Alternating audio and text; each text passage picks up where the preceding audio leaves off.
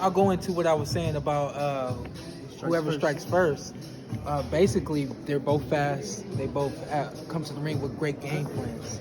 I think that Errol I think he's more so on the I'll make adjustments and then I'll handle the business. And Manny he comes to the ring with this is what Freddie and I have decided to do, and this is what we're gonna do. So I think that when I say who strikes first, I mean who can ever implement their game plan, and who can land that strong left hand first. Manny's fast. Manny will catch you off guard. I mean, if you speak to Keith, he can really speak to the speed and the movement and rhythm of Manny Pacquiao. Gives a lot of guys problems. And so when we speak to Errol having to make adjustments, can you make that quick adjustment, or is Manny going to strike first? You know. Then the other side of that is, hey, Manny, if you can't come out here and have your foot on the gas pedal from the opening bell, which we don't normally see from Manny, but if that's something that he can't do and he allows Errol to start to see his speed, his rhythm, and figure him out, Errol will figure you out. And when he does, he'll find that speed that he likes. And he'll put the cruise control on, and he'll strike. In terms of strength, Manny said he felt he was stronger than Spence. You fought Spence, you sparred Manny. I know that was a few years back when he was in the better years of his prime, but overall strength-wise, who do you think that's going to have the advantage? Strength has got to be Errol Spence Jr. He is the bigger man. I think he's stronger at 147. And there's a lot of things you could say to that. I mean, we say speed makes power.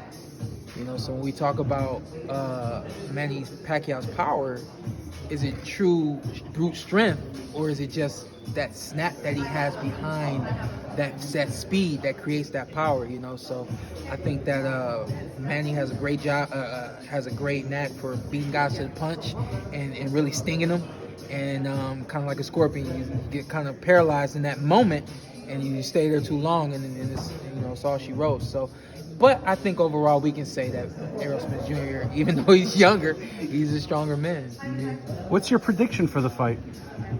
I don't know who's gonna win this fight. I really do up and down. I love this fight. I love this fight for the styles. I love this fight for obviously one guy being more mature and just trying to continue to conquer the sport, conquer the division, conquer the younger generation, and of course Errol Spence Jr., everything that he's been through and come through, and now just trying to continue his legacy, man. I love this fight up and down, man, for every reason you can imagine. I can't pick a winner.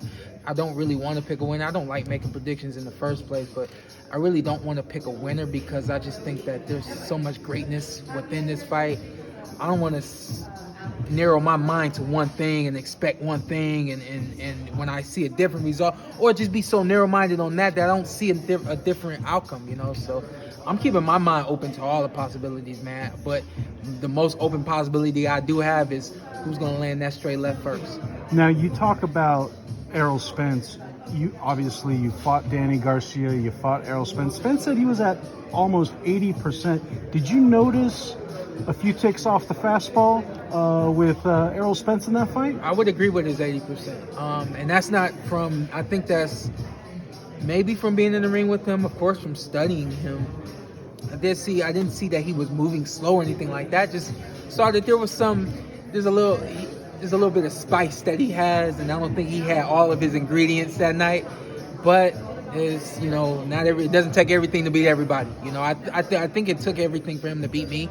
I don't know if he's ever publicly said that, but I think it took everything that he had to beat me. I don't think it necessarily took everything that he had to beat Garcia. Garcia's a little bit more dimensional than myself, you know, so I think that helped as well. But I did see him 80%, but when you figure everything that he had been through and come into the ring at 85%, you got to expect him to be upwards to 95, 100% for this fight, you know. Do you think the younger generation, Shawn, will look at what Manny Pacquiao is doing here and saying, look, this is a guy willing to step in there against the best to get the richest fight possible. I need to do the same. Is it going to be a trend-setting thing? I just asked Keith if he had watched The Kings yet, and basically was asking him that because if you watch the Kings, this isn't anything new. This is like a part of history. Guys come out of retirement to kind of reclaim their glory. They come out of retirement chasing glory. They come out of retirement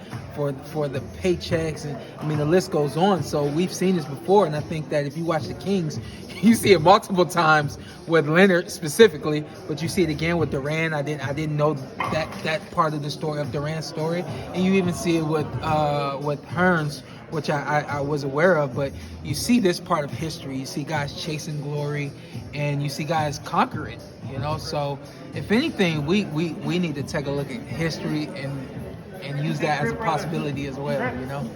I do. I think that to your question, I think that the younger generation should look at what Manny Pacquiao is doing and understand that we each have our own legacy.